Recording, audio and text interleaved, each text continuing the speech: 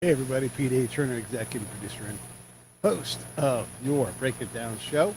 Waiting on Mark to pop in here. He'll be here in a moment, and I thought I would just check in a little bit early just to say hey to y'all and just let you know some things about the show that are happening, where we're going. And I might even bring in another person to help me manage aspects of the show. And that's partly because all of you are doing things like contributing. Here's the link. You guys go to breakitdownshow.com. Hit the PayPal link. When people do that, I'm able to do things like go on the road. And now gas prices makes that a little tough. But the idea here is that you're able to support directly me as I try to create this content. So it's one of the best ways. It is the most direct way, other than maybe putting $5 in my pocket personally. But this way, we got an intermediary. But that money, what does that do? Well, that money allows me to buy people to do more marketing things for the show. It allows me to put on a camera. These are the ways to support the show. Here comes Mark, and let's do this thing with Mark. Hello. How are you? Hello. I'm going to point at the camera. That'll be your cue. You're going to say, "This is Marc Sheffler," and you're watching the Break It Down show. Are you ready? Break it down. Break It Down show. Yes. Here we go. Bam.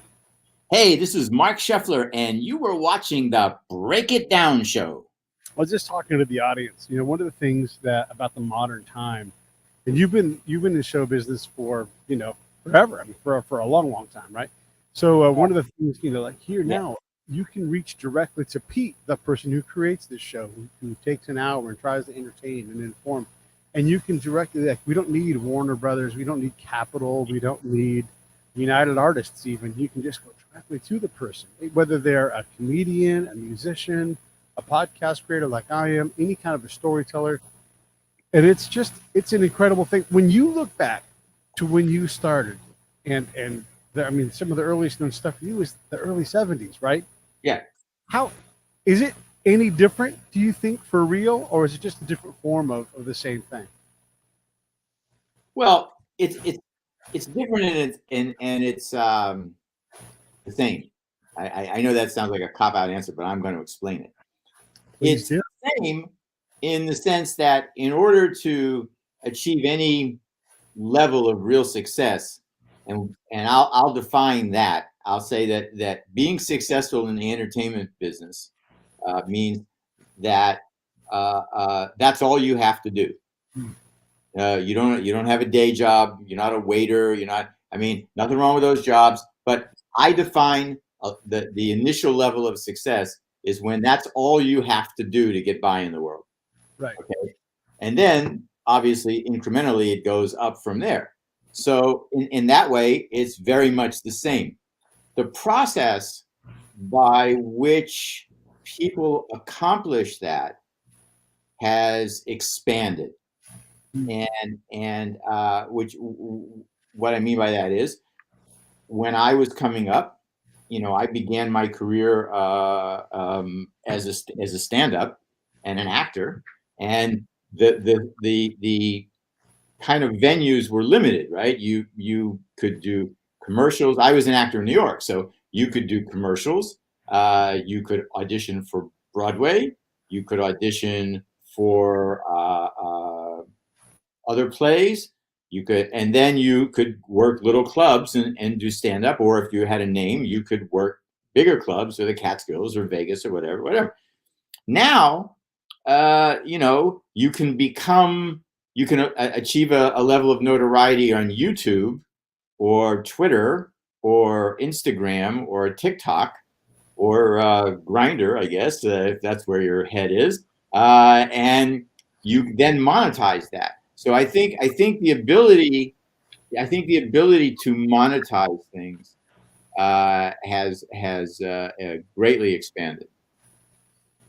When you talk about the different levels, someone will often say, "I'm an actor," right? And because I've had actors who are fantastically successful, I recognize that there are levels. Are you the kind of actor who gets called to play a certain role and you work every year, 2-3 projects a year nonstop, right? That's a level of an actor. Are you a younger actor who's an actor / writer / guitar player / producer / whatever else? It's all entertainment, but you're not known for like this person's who you hire to do this one job, right? And so there Yeah, are different levels. yeah, there are. When I was, it's funny. I had a conversation. Who else? I think I was talking to somebody yesterday. I was in LA yesterday, and I was talking to somebody about, you know, is the entertainment business competitive? I think was the how competitive is it, right? And this is sort of tangential to what you're talking about. Um, when I was a young writer starting out, I never felt like I was in competition with anyone for any particular job.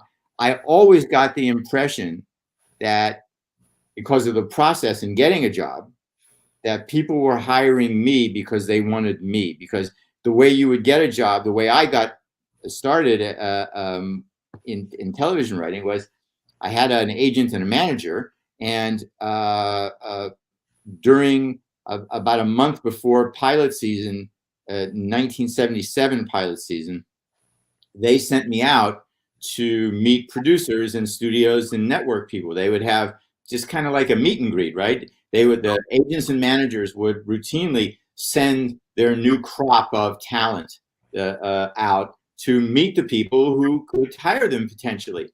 And like instantly, I started getting work because I was, quite entertaining in a room. I'm somebody has a meeting with me. If I feel like if I'm on and I feel like it, they come out of that meeting saying, at the very least, wow, that guy's pretty funny. And so they were willing to take a shot with me, right? And I had already sold the script. So I have a couple of writer friends who I've known throughout the years who refer to me. Their nickname for me is the Myth, and the reason they call me the Myth is that I sold the first script I ever wrote when I knew nothing about writing, and the day I landed in 1976, in February of 1976, the day I landed in Los Angeles at LAX to transition to move here from back east, I already had an agent, William Morris. I had a car waiting for me. I had an office on Melrose Place in the production company of the company that I was in business with that sold the script. So I had an agent, a manager. I didn't have a manager yet. I had an agent, a car, an office. They got me an apartment on West Knoll Drive in West Hollywood. And I had sold the first script I ever wrote. So I came here on a roll. Like I landed, the plane may have stopped, but my wheels were still rolling, and uh, it was it was just like that for years. I mean, for a lot of time, you've seen my resume, right? So it's like a lot of time. I've had this amazingly fun life that yeah, it was work sometimes, but I'd be lying if I didn't say I had a lot of fucking pinch me moments when I'm saying, man, I'm really fucking here.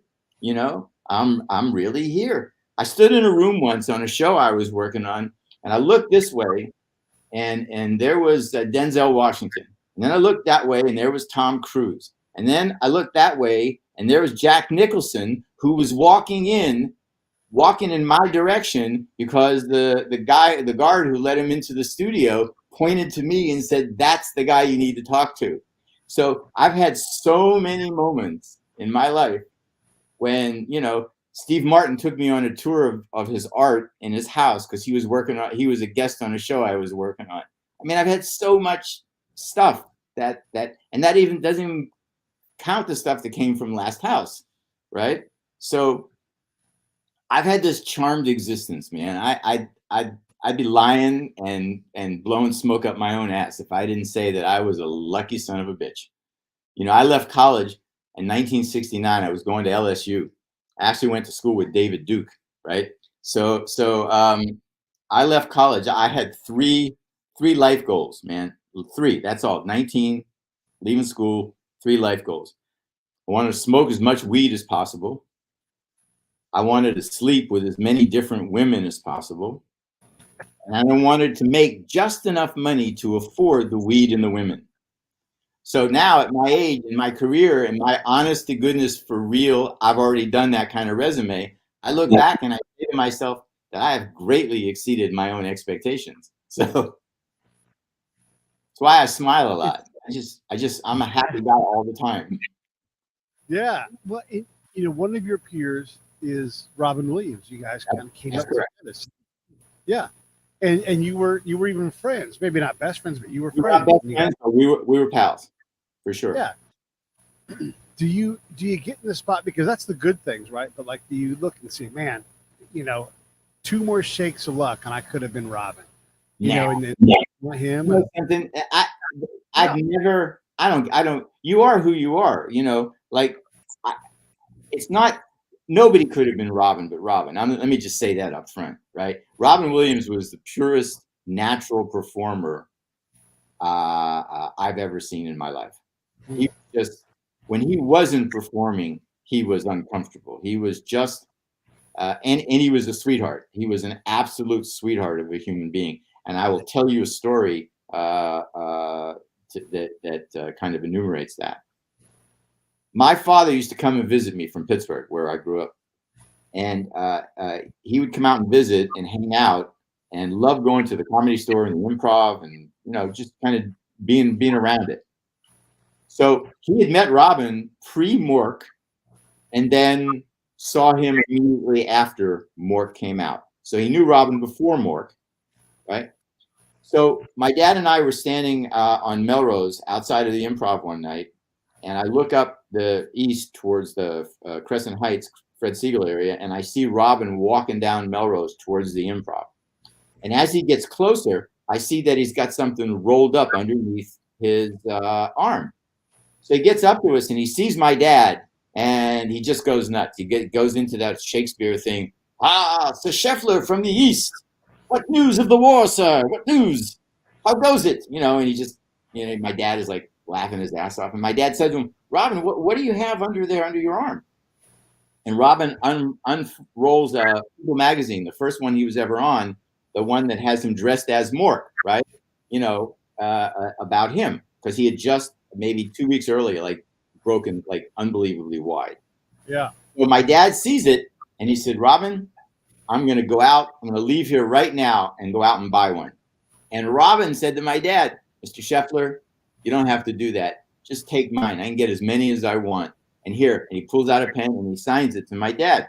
My brother Michael, who lives in Ohio, still has that People magazine. So that's the dude Robin was. He was just a really good guy. Did you expect your friend Robin to have a longer life than what he did? I don't know. I'm not privy to those books, But I'll tell you this. I mean, you're in a town working in places where people die young, right? Yeah. They make bad decisions and they struggle for, it's not. Well, Robin didn't die young because he made a bad decision. He died young because he had a disease. Or a disease, right. But you look around and, okay, let's take the disease part out. I mean, it was a pretty crazy time in the 70s, 80s. It was great. People were snorting the lines off the Santa Monica Freeway, man. It was fucking great. No, listen. Here's my first night at the Comedy Store. I became a regular on the third night of Potluck. Mitzi made me a regular. So on my first actual show was on a Tuesday night, like I'm saying in the 9:30, 9 o'clock, because that's what she would do. She would put new people on, in the early hours. So I'm standing in the back of the Comedy Store. You know the Comedy Store? Have you been there? Oh, yeah. Okay, so the parking lot that's towards the hotel, way in the back, right? Mm-hmm. So I'm standing back there by myself because I recognized that this was a serious business. Now that even though I had done 150 some dates at the Catskills as part of somebody else's act, and I also did 2 weeks at the Copacabana in Manhattan as a small part of someone's act. This I recognized was a serious thing. It was my agent at William Morris is the one who got me into the Comedy Store, and I knew with all my goofiness that this could really help help. This was going to be if I did it right, I was going to have a career.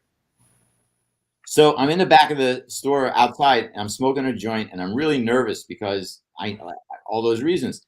And I saw George Miller come walking down the walkway towards the back of the comedy store. Now, I assume you know who George is, right? Was? Sure. Yeah. Okay. I just asked because I don't like to take things for granted. Yeah. So I see his nose go up like that, right? And he's smelling the weed. So he comes back and he said, "Is that pot? Is that pot? You got pot there?" And I said, "Yeah." He said, "Can I have a hit? Boy, that smells good. Can I have a hit?" And I gave him a hit, and we're standing there smoking the joint. So he says, "You a comedian?" And I said, "Yeah. Tonight's my first night." I introduced myself, and he introduces him. And so we finished the joint, and I said, "Come on, I'll take you inside. I'll introduce you." So we walk into the back of the comedy store through the back doors, and he just turns to his right, and he sees an old beat up pickup truck with Indiana plates on it. And he says, "Oh, my friend Dave's here. I'll introduce you to him. He's a pretty good guy. He's a pretty good comedian. He was a weatherman. Can you believe a weatherman? Now he's here in LA. He's gonna be a comedian." And I went in, and on my first night, that was my first night. Yeah. So, that shit just doesn't happen much anymore, Yeah. So yeah, I mean, does Paulie fill Mitzis role nowadays, or does someone else do that? It's not but Paulie's a good kid, and Peter, his brother, is a good guy, and they have a good guy, Adam Resnick, I think his last name is, who does the booking, and the store runs. The few times I've been back, I'm going in April 7th is the 50th anniversary party, and I'm going to that, and it runs pretty efficiently. It's become, back when we were there in the early days, it was as much as it was a business, it was a laboratory. It was a comedy laboratory, and it was also an orphanage.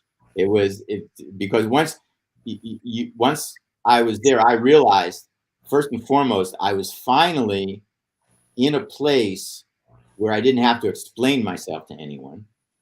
And number two, I was among other people who found a home also. So it was very much like an orphanage that Mitzi, became the mother to a bunch of children who had no other place in life to go because they were goofy but not criminals. So they had no place to go, and she provided a place for us. I have a funny comedy story. I don't know if I've ever told it on the show before, but so Jay Moore has become a friend of mine, and so on the occasion that he's over there playing, which is frequent, he'll invite me over, and I just sort of take it in because I've seen Jay's act. I can go in and watch it whenever I want, but there's a lot of things going on at the comedy store. So I'm kind of walking around, and Andy Dick gets a hold of me, and he's just doing whatever. I guess he's going to perform later in the night or something, or not. Who knows? But he's hammered, and you can tell that. And he's talking to me, he's chatting me up and stuff. And someone says, "Don't give him any alcohol. Don't give him." And Andy's below this conversation. He's like down here. He's not very tall. And I'm like, "Okay." And he's like, "Hey, I will suck your dick if you buy me a drink." And I go, "Andy, you don't have to suck my dick. I'll just buy you a drink. I don't care. What am I going to do? Someone's going to see us." So, I bought him a drink. And he was like being all friendly. I'm like, "Yeah, it's fine. I bought you a drink and everything else." And then he went on stage an hour or two later and was just already just so annihilated. But he is one of those kids that kind of belongs to the orphanage where there were a lot of people who had substance issues. Some of them could handle it. Some of them couldn't. It was a wild time in LA. Like I said initially, people were snorting the lines off the Santa Monica freeway. It was at the Improv, the line to the ladies' bathroom would sometimes snake out onto the street, and no one had to pee. Right? It was they were going in there for other reasons. The Improv on Monday nights in the late 70s and early 80s was one of the hottest clubs in Los Angeles to hang out in. Yeah. Yeah. Did anybody actually snort a line off the Santa Monica freeway? No. Is that okay? That's just the line. I didn't, because you know what? It would not surprise me if they're like, "Oh yeah, so and so chopped the line," whatever. It wasn't time. It's There still are. a great place. I guess, I think what happens is you move through life, right? And you have these exciting times, and then you get older and you know that they were exciting times. But if you find yourself in the middle of any moment like that, again, you go, nah, I've done this. I'm going home. My wife is waiting, you know. So Yeah. When you look back at your life, you've been a writer, you've been a producer, you've been a comedian. What is the one thing that you do that you get paid for? the one thing that is at the center of everything is I crave making people laugh. I was, I think you can see. You see that picture behind me? Yeah. Okay, so that's me at my 10th birthday party, which was in a nightclub outside of Pittsburgh. My father, who was a real character, he was this out of the box aluminum siding, silk mohair suit wearing, Cadillac driving, slick talking aluminum siding salesman, came to me a little bit before my 10th birthday and said, well, 10 years old, double digits, something special. What do you want for your birthday? So I just blurted out. I said, the Three Stooges. So he got them for me. He hired them to perform at a birthday party. Wow. And I know that's only part of the outrageousness of it. So halfway through the show, in the Holiday House nightclub, there were about maybe 60, 70 people, my friends and their family, and everybody who found out about it, who knew somebody, because it was kind of an interesting event. And Mo looks at the audience and said, well, we're here to celebrate Mark's 10th birthday. Where's Mark? So, I raised my hand. He said, Mark, why don't you come up on the stage with us? Literally, like, my balls tingled, right? Like, I felt like this thing, man. I said, oh, shit. My dad was like, yeah, go ahead. So I get up on the stage, and he handed me a microphone, and we talked a little bit about me. And I knew all of their material because I was like the #1 Stooge fan, right? So I knew all of their shit. So they started doing stuff, and then I interacted and I slipped myself in. And we did this for a couple of 3 minutes, and Mo stops everything and puts his hand on my forehead and says, I dub you the 4th Stooge. And the audience, people just went nuts. They just, they applaud, they laugh, and I couldn't see anybody because, I'm 10 years old, stage lights in my eyes. I didn't know where to look. I had a microphone in my hand.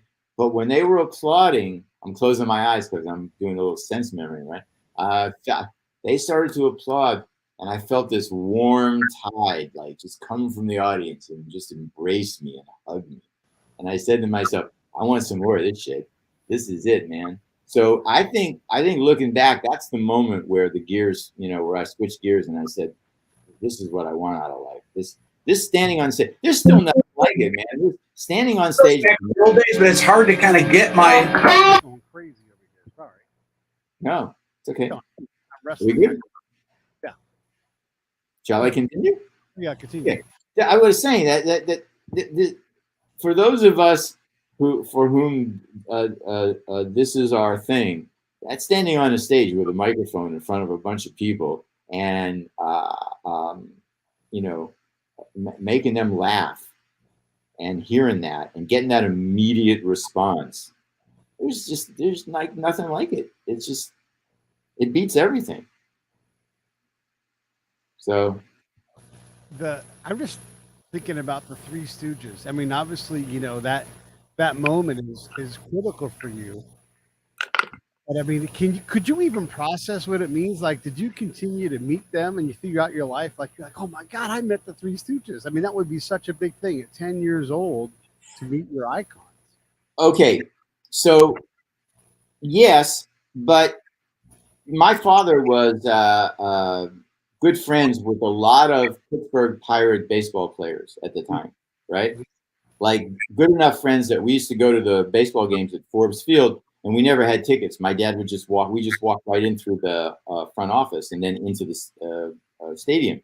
And then his friends, who were all ushers, would find seats for us. And then after the games, we would all meet up at a restaurant called Gustine's, which was owned by a guy named Frank Gustine, who was a former Pirate ball player, I think in the late 40s and 50s. who and my dad were best friends. So I had been around celebrity, right? I had been around it in the form of baseball players, and my dad was good friends with Joey Bishop, a comedian, older comedian by the name of Joey Bishop. My dad was once the co-owner and manager of a big nightclub in Pittsburgh. So I had been exposed to it. So I don't recall being starstruck from what I've been told by people who were there. And so what I've been told was that I acted like the fourth stooge, right? That I just slipped myself right in there. So I don't know. It's a thing. My wife has told me like unknown number of times if I wasn't funny and couldn't cook, she would have thrown me out years ago. Thank God for the cooking. Thank God for the humor. Yeah. Do you think, can someone be born with this talent? Like, okay, you've got to fill the tank, you got to watch a bunch of Three Stooges things, but can someone just be born this way, where they simply have to hone what's there? I don't know about being born with it, but you can, like, my dad was a prankster, right? And I learned at an early age that funny existed, and I think that's a big part of it. I think everybody I've known who was any good has a common denominator. They didn't discover funny when they were 9 years old. They knew it existed, right? You just have a thing where you just, it's your family. My parents were divorced. My emotional affinity was directed towards my father, who was nonstop fun mode, and out of the box. And, he kind of opened my mind up to things that, didn't fall within kind of normal parameters. And one thing leads to, you're always the sum total of everything you've done, right? So things are built on each other. And I was a little kid who used to lay in front of the TV at Sunday nights and watch the comedians on Ed Sullivan. And wherever there was anything funny going on, I was after it. So I've just always thought that funny is better than not funny. I don't know. Yeah. What project do you think? I mean, we always talk about Last House on the Left when it comes to your acting career, but you did a lot of other things. What project are you the most proud about? Like, what was the pinnacle for you, or is it even on the way still? Well, I enjoyed working on Harry and the Hendersons, being part of that as it took off in the first season. I enjoyed writing Who's the Boss. I even enjoyed working on Charles in Charge when, prior to Scott Baio becoming a bit of a political whatever. Because when I worked with him on Charles, he was the greatest. He was the best. Like, unbelievably the best. Terrific actor for that show. Never a problem. Always on time. Never, like literally, never one shred of a problem with him ever. Right? It's just pleasure to work with. So I'm probably proud of that. I'm proud of my stand-up. I'm proud of the fact that that I played the Copacabana when I was 19 years old. I'm proud of the fact that I was able to quit college and go to the Catskills and bullshit my way into a job in the nightclub, and then bullshit my way into a better job, and then get to New York. Like, I've had this, like I said earlier, I had this very lucky life, right? And that is that if you look at life as a raging creek, you're standing on one side and the mission is to get to the other side. Well, I've been really lucky is that every time I needed a stone to appear in that raging creek to get me across, it appeared. Sometimes my feet got wet and sometimes I stumbled a bit, but every time that there was a stone there and I got across. And I have a house in Indio. I have an apartment in LA. I come and go as I please. For a guy who had those 3 life goals, like I said, I've exceeded my expectations. What do you attribute that to? I mean, that next rock kind of fortune, or whatever it is. What do you attribute it to? I don't have a clue. Yeah. I'm fucking clueless because I wish I had a smart answer for you, but Yeah. the truthful answer is I don't know. I just know that that I've had these incredibly lucky moments when Woody Allen's movie Match Point, I think. And the whole premise of it is it's a brilliant premise. He says that we're constantly in life faced with circumstances. It's like a tennis ball hitting the net, right? So that's what it, and the rest of your life depends on which side of the court the ball falls on. And I've just been lucky enough in my life that in a lot of times the ball falls on the right court. I'll give you an example. William Morris got me into the Comedy Store. Mitzi wouldn't give me a regular time because she didn't know me, and I understood that. But what she did do was she gave William Morris the opportunity to give me a time on Monday night, which is potluck night. That's where people sign up and wait in line, right? So she said, okay, because William Morris is calling, I won't make him stand in line. But so she gave me a time on a Monday night, like a good time, like a 9:45, 10 o'clock time. First night I do it, and it was all brand new stuff because I'd gone to the Comedy Store for about 2 weeks to hang out and kind of get a sense of it before I knew I was going to work. I wanted to feel the vibe of the room, right? So I watched on one night. I get there and I see Steve Bluestein and Tim Thomerson on the same show, and I shit my pants. And I said, I'm fucked. That Catskill Mountain shit that I've been doing in New York is definitely not going to work here. It's just going to fall on its ass, and I'm going to look like I'm 100 years old. So I started writing, and I wrote 5 minutes of new stuff within a 2-week period of my getting this opportunity and having to do it. So I go on stage the first time at the Comedy Store, and it's very respectable. Wasn't great, wasn't but it was okay, and gave me a chance to feel the room. It was good enough that they invited me back, right?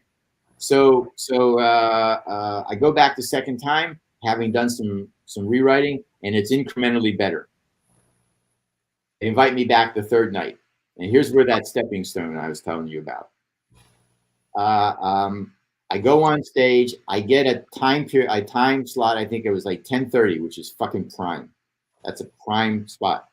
The 2 or 3 comedians in front of me all did really well.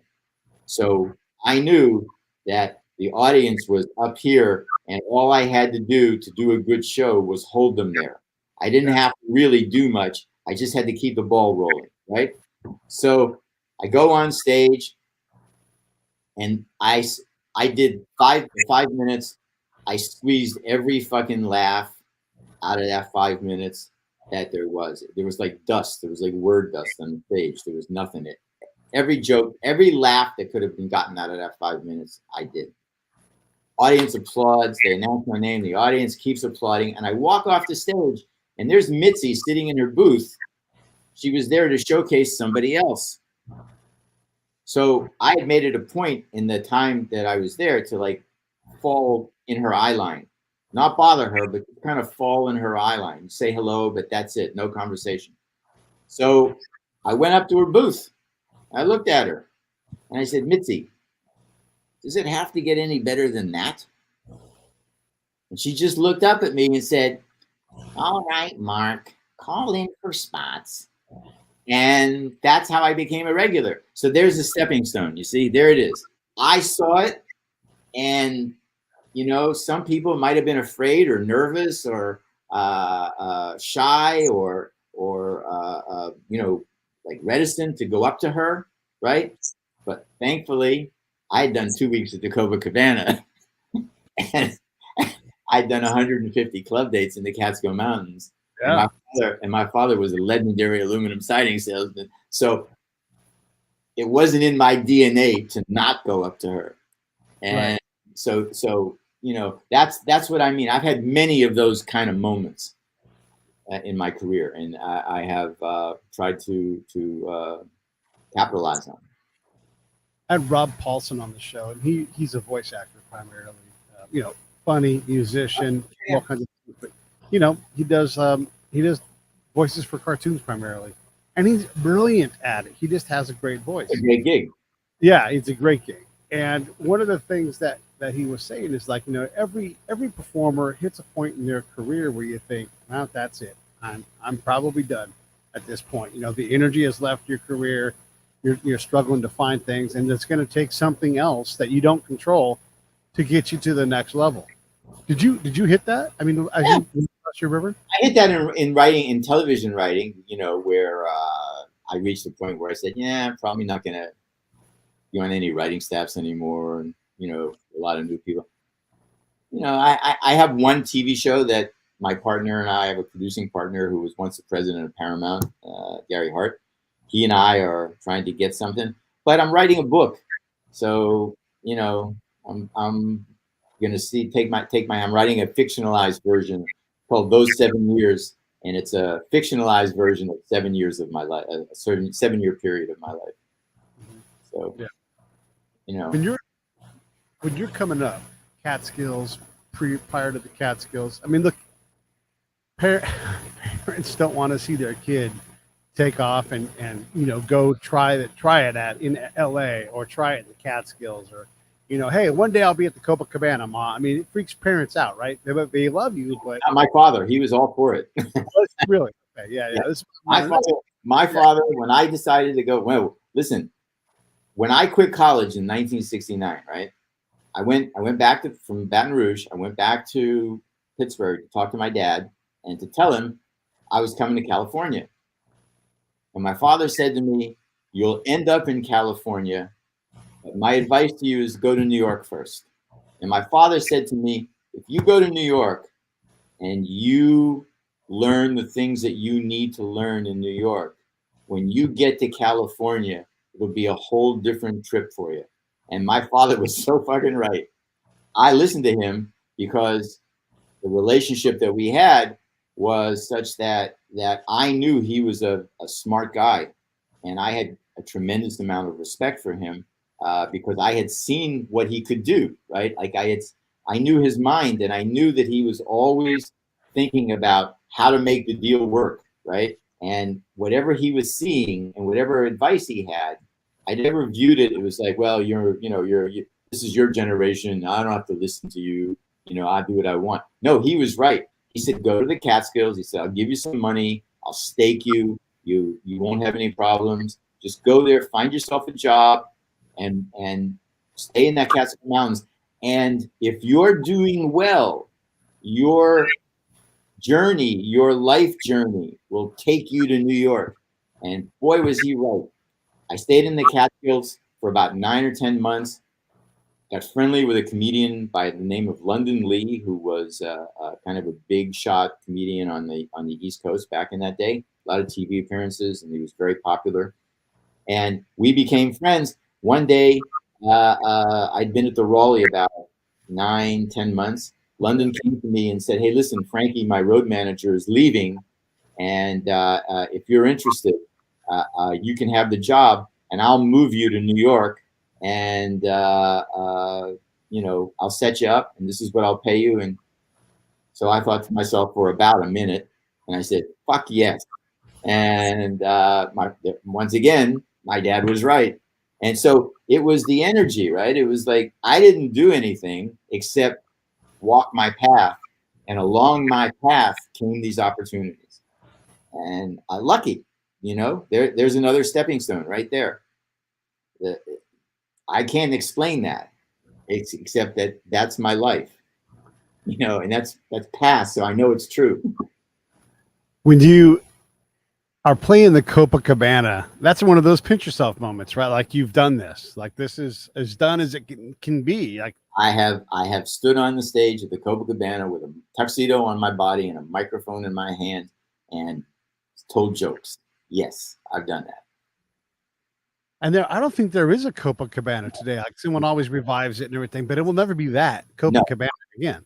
What happened was I started working for London, and I started out as this driver, schlepper, right? As an errand boy, all-purpose servant, and I started writing jokes for him. So I wrote a few that he used, and they killed. They just fucking destroyed. They were just like perfect jokes. Because I had met, no, but see, here's the thing. Again, so you're making me think, stepping stones. London had a couple of very well-known New York City comedy writers, stand-up comedy writer, joke writers writing for him.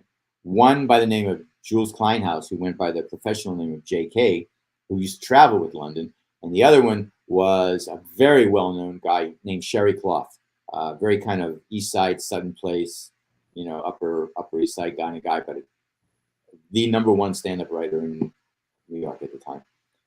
And London would buy material from them, and then I would go pick it up, because in those days there was no email, right? You had to, I had to go pick it up, the pages. And I'd always sit in the car and read them. And I had never seen jokes written down before. And it was this moment, man. It was this epiphany of looking at material on the page and then hearing London's voice do the jokes, right? So I learned, and I became friends. And these guys were, both of them were very nice to me and very kind of creatively generous and, kind of embracing. So I got that opportunity. So London would take my jokes and use them. And then he had a bit in his act that he would do with his previous road manager, Frank Ratman. And it would be like, in the middle of the act, he would say, I'm a little thirsty. I need a glass of water. Frank, could you bring me? And Frank would come out, and London would do a line on the cross. This is Frank. My father got him for me, because London's act was he was a rich kid. So, so with me, I had to work with him, I think like 3 months or so before he would even try that with me. And that was after I'd given him jokes at work. So he tried it with me, and it was fine. I was fine. I'd been on stage before, no big deal. So one night we're at, I think it was the Nevele, Saturday night, 1,200 people in the audience. We do the bit, and the joke goes like this. I bring him the water, and he looks at me and he says, "Who am I?" I say, "You're the boss." And he said, "Who are you?" I said, "Me? I'm nothing." He said, "Well, what does that make me?" I said, "Well, it makes you the boss over nothing." And the audience would laugh at that, right? So we do the joke, and I turned to go, and London said to me, "Come here." "What?" And he says, "I think I'm coming down with something. I don't feel I need to rest. Can you do 5 minutes?" And I thought to myself, wow. Took my testicles and put them back in my scrotum. I said, fucking A, I will, right? So Yeah. he takes the microphone. He says, "Ladies and gentlemen, I'm going to take a rest for a few minutes. This is Mark. He works for me. He's a very funny comedian, young comedy writer. Some of the jokes you've heard already, he wrote. And I'd like to give him a big round of applause while I take another 5-minute break." And something like that. And they applaud. Took that microphone. I went downstage center, and I just fucking let it rip. And yeah. I was so scared, man. I was so fucking scared, but I wasn't going to turn down that opportunity. And I don't know how much time went by. I'm going to say somewhere around 4 to 6 minutes. But from behind me, I hear, "That's enough. Get the fuck off the stage." I handed back the microphone, and I walked off the stage, and we're driving back to New York City, and he turns to me and he says, "We're not going to do this every night." And in my head, I said, it was that same feeling like when a guy loses his virginity and the girl says, "I'm not going to do this with you every day." He said, "Hey, I just want to do it once, just one time." That was fine. I did it once. That's good, and that's how I felt. And it's just, that, and then we would do that every now and then, and then at the Copa we did it like of the 2 weeks he was there, I think we did it maybe twice, where he let me go by myself. What do you open with? You get 5 minutes. The boss lets you go at it. You're at the Copacabana, and you walk down center stage. I can't remember what my jokes were. I just But I mean, like the kind of thing you come out with. I mean, is it just how do you crack the seal on that? Okay. I've always been a reflexive joke writer in the sense that I see the jokes out in the ethos, or I see setups out in the ethos, and my mind quite unconsciously will knee jerk a punchline, right? Like I'll hear something, and to me, and I've apparently when you're young, that's called being a smart ass, and Yeah. then when you're older, if you're in, if you realize that comedy writing is a profession, that becomes being a comedy writer, right? Right. So it's like when I here again, I'm going to give you another stepping stone. I'm sure you're familiar with the Dick Van Dyke Show, right? Sure. Okay. So when I was a kid, I used to watch the Dick Van Dyke Show religiously because the first time I watched it, I turned the TV off and I said, "There's a job for that? Does people do that as a job? That's an actual job? I want that job." So I watched the show religiously, and turns out my favorite episodes were written by a team of writers, Bill Persky and Sam Denoff. Okay, those were the two guys, and they worked on the show and they wrote a shitload of episodes, and they were always my favorite episodes. Well, years later, the late Brandon Tartikoff, president of NBC, who was a fan of mine and an employer of mine quite frequently, introduces me to Sam Denoff, and Sam Denoff and I become partners for 10 years. And I become partners, creative peers, a creative peer of the guy who was an idol of mine when I was a kid. Yeah. I can't explain that, man. I just can't explain it, but it happened. Yeah. It is a remarkable thing to be all the way in it. And then when you set your goals at weed and women and some money and everything, it's look, it is a competitive town, right? And it's a town full of a lot of ego, but you seem to have figured that out ahead of time. Is that your pop kind of guiding you on these things? Because he would say to me, he said, he said, the only competition you have is yourself. That's it. He said, everybody else, he said, if you have a choice, you either become one of many or one of one. That's your choice. He said, a lot of people find safety in being one of many, and there's a lot of risk in being one of one. But the risk is matched by the reward.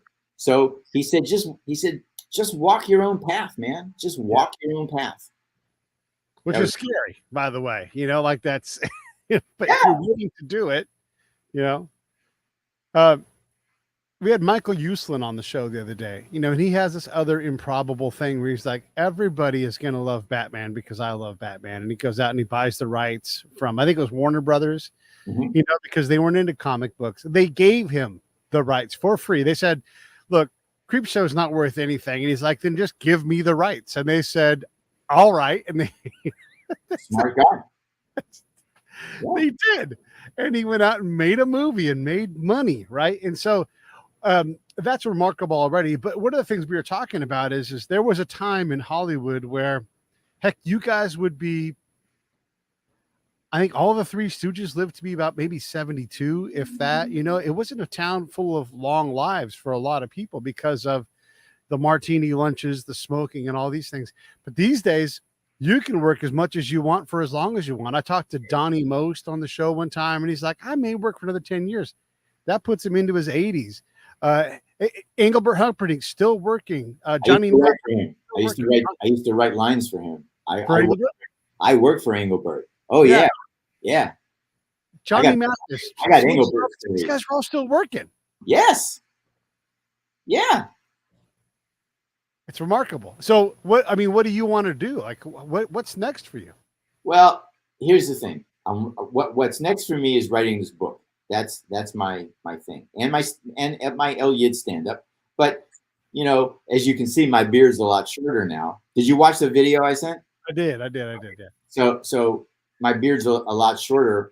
My wife is a Colombian woman, and prior to the pandemic, we were spending 4 months a year in Colombia with her family because her mom's getting older, and you know, she's got her immediate family is there. So, you know, we would go there, and then the pandemic happened, and we weren't able to get back. So we're going on beginning of June, for 10 weeks to spend our time there. So I don't know, man. I can write my book from anywhere. Right. So you know, and I've already been there and written stuff, and you know that I was contracted to do, and was able to work fine there. Yeah. So I really want to write this book. I really want to tell, you know, this book is about the day when when I was 14, when my dad and I, in a movie theater, after watching Jerry Lewis in The Nutty Professor, made a silly kind of deal, bet, arrangement that one day I was going to star in a movie that was going to be up on that screen in this beautiful downtown Pittsburgh motion picture house, right? Well, 7 years later, lo and behold, when Last House on the Left got that Roger Ebert 3.5 star out of 4-star review, and the mainstream theaters began to pick it up, I get a call from Sean Cunningham's office telling me that the distributor and the PR people want to send me to Pittsburgh to open the film when it opens there. And I just curiously said, well, where is it opening? And they said, ever hear of a theater called the Stanley? I said, get the fuck out of here. Yeah. So I called my dad immediately, and I said, listen, Last House is open. He said, yeah, I saw it in the newspaper. And I said, did you see where it was opening? He said, yes, I did. And another coincidental fact, my father's cousin was the general manager of all the Stanley Warner theaters in the Ohio, Pennsylvania, West Virginia tri-state area.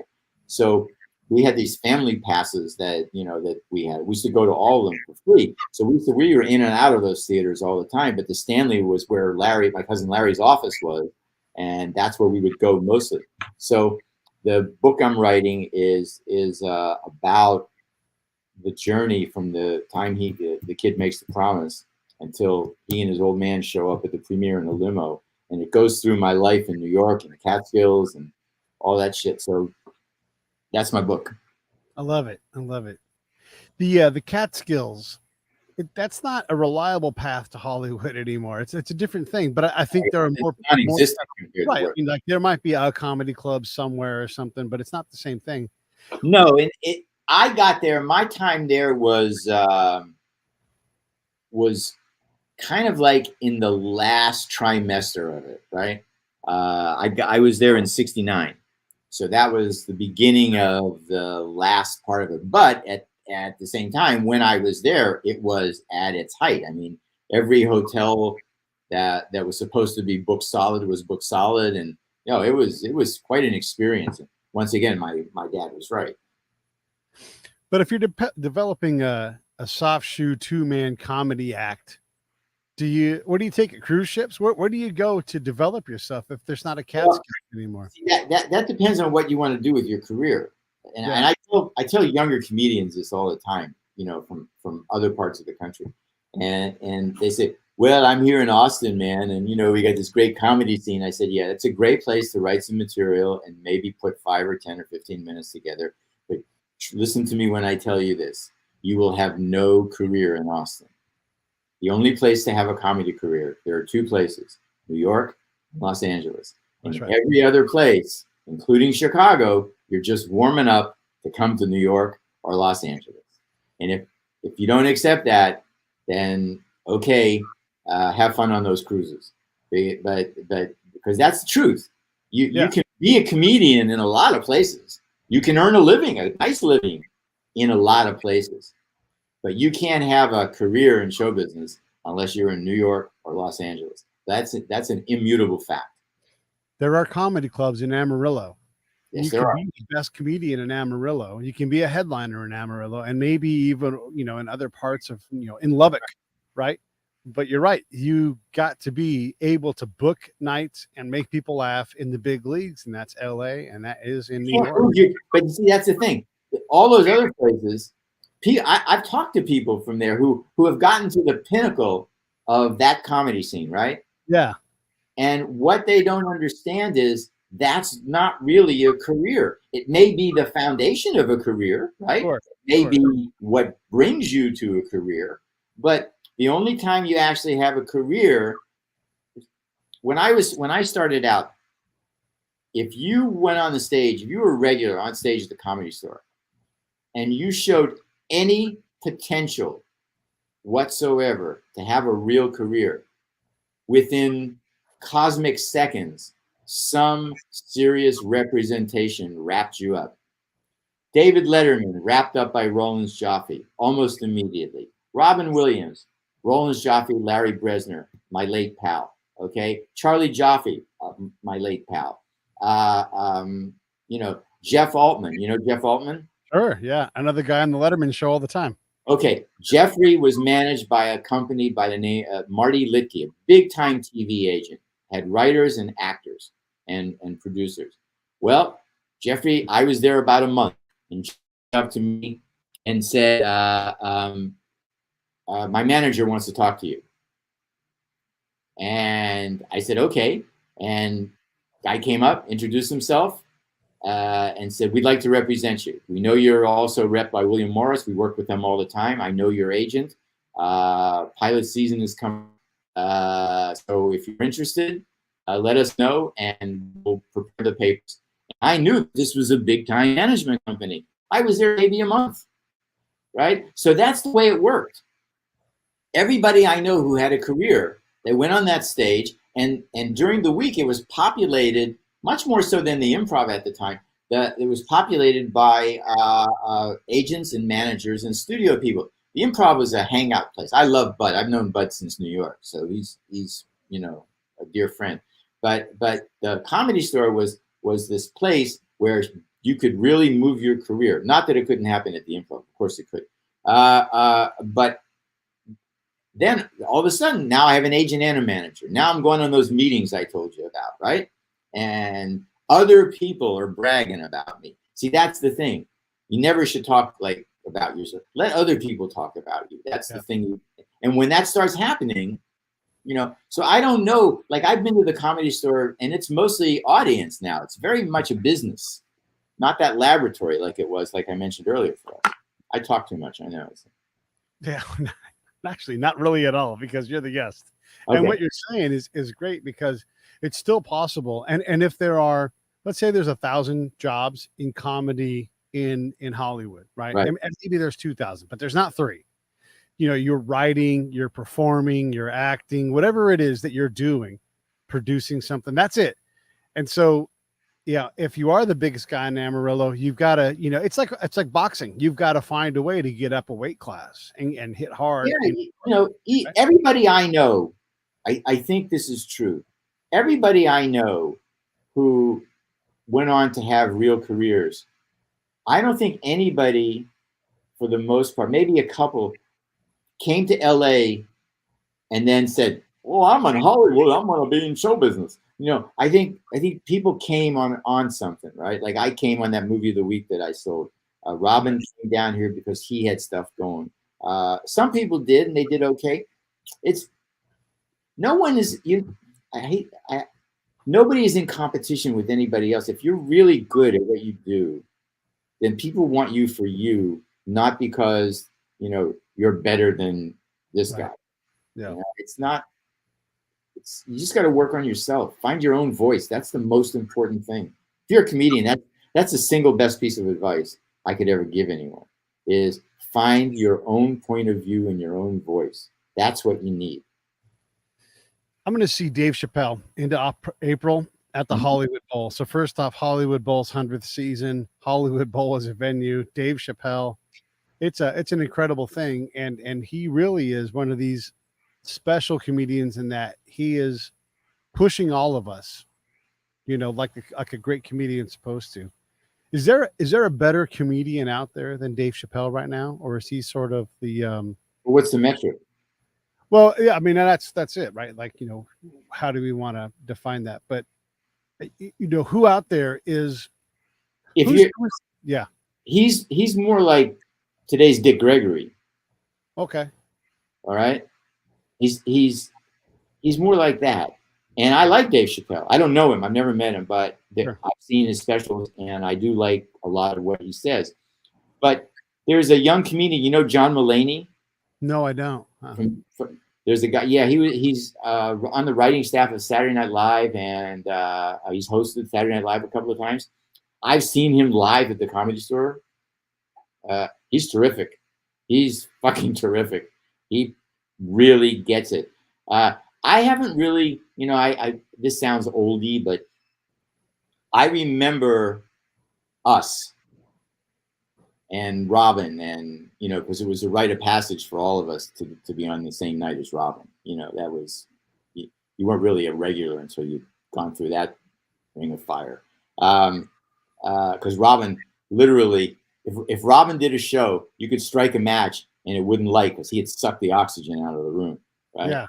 So yeah, and Letterman was terrific, and Jay Leno was terrific, and Richie Lewis was terrific, and I mean I've seen comedians do okay, young guys, young girls, women, men, women, in between. I've seen them do okay, and I guess they're tapping their generation, but I haven't seen anyone yet of the younger generation move an audience at will, right? Like, you know, and that's the experience that I've had to be on stage, right? And to, you know, and even in my time to be up there, and I say, I got them. They're quiet. They're all fucking quiet because they're listening. They want, and that's what happens when an audience gets real quiet. They're listening to you, right? If you look at that El Yid thing, the reason why I do that is because I walk out on stage as that guy and people shut up and listen. I don't have to cut through any crap. They listen to me, right? I get to say what I want because they don't want to be disrespectful. So it's kind of a gimmick, right? And then I just do my jokes just a slightly different way.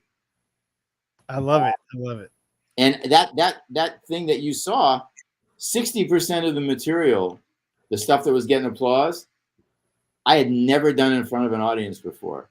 I'd only done it in my living room, right? And standing up, recording it, saying to myself, okay, I know how to do this. I know what's going to work. And I cut out, you know, I could just do it and edit and do it and edit. And what I ended up with was the shit that I would, if I was writing it, send a comedian out on stage on live television, which I've had the thrill and responsibility to do, to hand somebody material and say, yes, I 100% believe this material is going to work. So I gave myself the same kind of commitment that I would only do material I knew was going to work. Well, there's nothing wrong with that. Hey, listen, I want to wrap this up so you can get back to doing stuff and go see your wife. But anything in closing? I'm grateful. I wish people to feel the happiness in life that I felt, and I'm pretty fucking grateful, man. I have, as an adult, I've had the life that I wanted as a kid. So pretty remarkable. All right, stand by for 1 minute. Hey, thanks for watching the show. I really appreciate it. Right here, you can subscribe. Please do that. It makes the show grow. Hit that notification bell so you know which incredible guest is coming up next. Down below is the PayPal link. You can put a small subscription in. That is an enormous help. All that money goes right back into the show. And then right up over here are the next episodes you should listen to, curated by yours truly. Thank you so much for watching the Break It Down.